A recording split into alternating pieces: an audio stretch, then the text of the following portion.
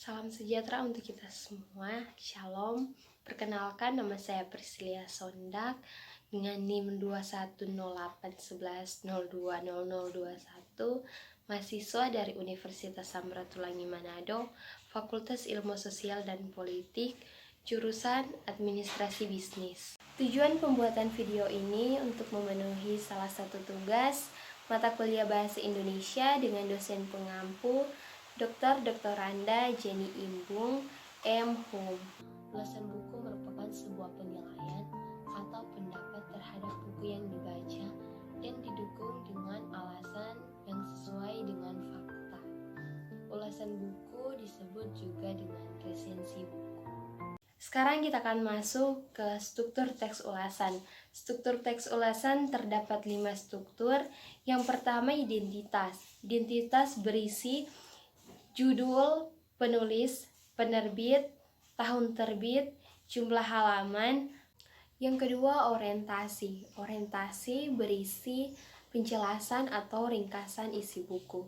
Dan yang ketiga tafsiran isi. Tafsiran isi berisi penceritaan ulang kembali tentang hal yang keempat evaluasi. Evaluasi berisi kelebihan dan kekurangan buku. Dan yang kelima sebagai struktur terakhir itu ringkasan evaluasi. Ringkasan evaluasi berisi simpulan dan saran. Identitas buku. Judul buku Strategi Sukses Mengelola Karir dan Bisnis. Penulis Johannes Lim. Penerbit PT Gramedia Pustaka Utama. Tahun terbit 2002. Hak cipta dilindungi oleh undang-undang. Bahasa yang digunakan bahasa Indonesia. Jumlah halaman 222, sampul buku berwarna coklat.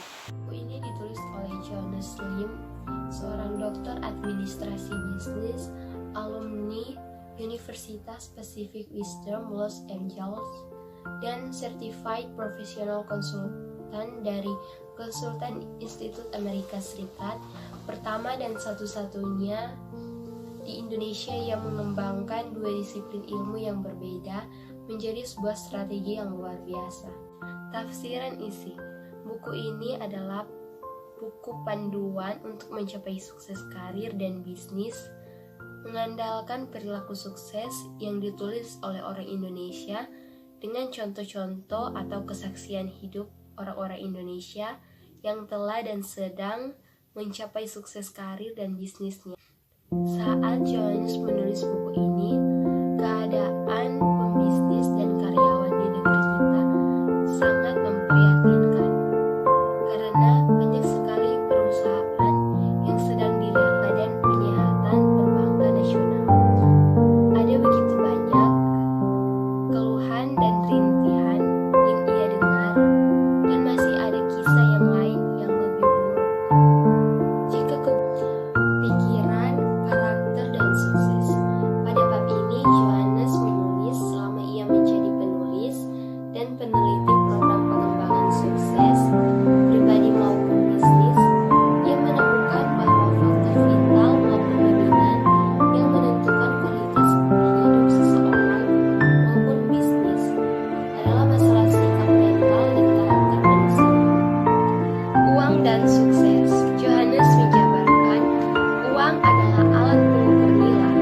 Seberapa besar nilai uang yang akan Anda keluarkan atau dapatkan, hal itu tergantung seberapa besar nilai produk atau jasa yang akan Anda berikan kepada orang lain. Jika ingin uang banyak, maka pertama-tama haruslah menciptakan dan memberikan sesuatu yang bernilai bagi orang lain untuk layak ditukarkan dengan uangnya.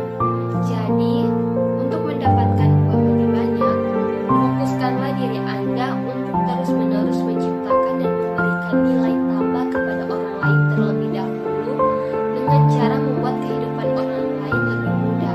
Cara mengembangkan mental sukses.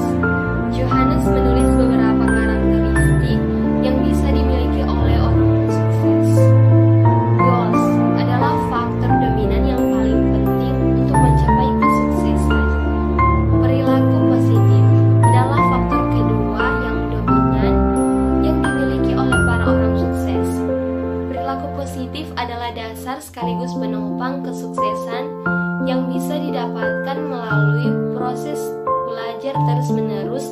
agar wawasan dan kompetensi meningkat.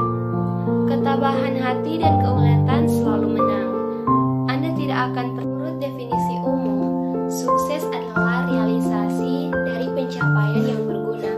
Sedangkan menurut Johannes, sukses adalah menikmati keberhasilan pencapaian tujuan hidup yang berguna. Sukses karir dan bisnis. Biasanya tujuan hidup yang dikejar banyak orang adalah sukses dalam bisnis. Apapun yang menjadi pilihan, penguasaan pengetahuan dan keterampilan bisnis, ciptakanlah dan pancarkanlah aura sukses diri Anda, sekalipun Anda belum mempunyai penghasilan tinggi.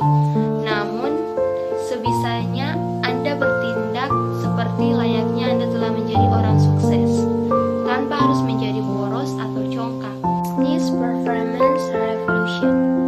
Mengingat persaingan bisnis akan semakin ketat dan genting, apalagi dengan terbentuknya EVTA, maka diperlukan program yang radikal dan inovatif untuk mencapai target itu.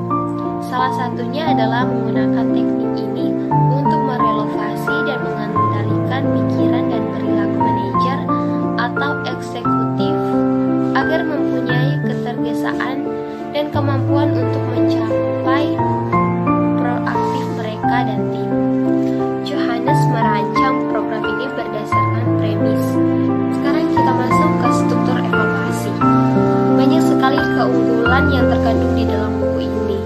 Dengan berlandaskan pengalaman, ke-11 kontribusi untuk diisi di dalam buku ini adalah murni tentang bagaimana kita bisa mencapai kesuksesan karir atau bisnis dengan hanya bermodal dasar karakter atau perilaku positif kita serta menciptakan peluang.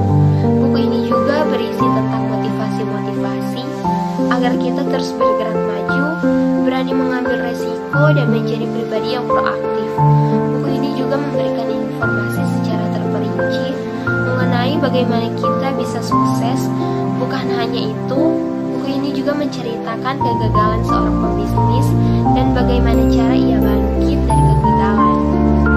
Buku ini mempelajari strategi sukses, peruntukan kisah-kisah para narasumber dalam menyajikan perjalanan hidupnya untuk mencapai kesuksesan karir dan bisnis, dan berbagai motivasi yang sangat berguna untuk memotivasi. Ini juga berisi kejadian-kejadian nyata seorang pembisnis yang jatuh bangun dalam berbisnis. Melalui itu kita dapat mengambil contoh perjuangan mereka yang tidak mudah menyerah. Mungkin teman-teman bertanya-tanya mengapa tidak terdapat kekurangan buku.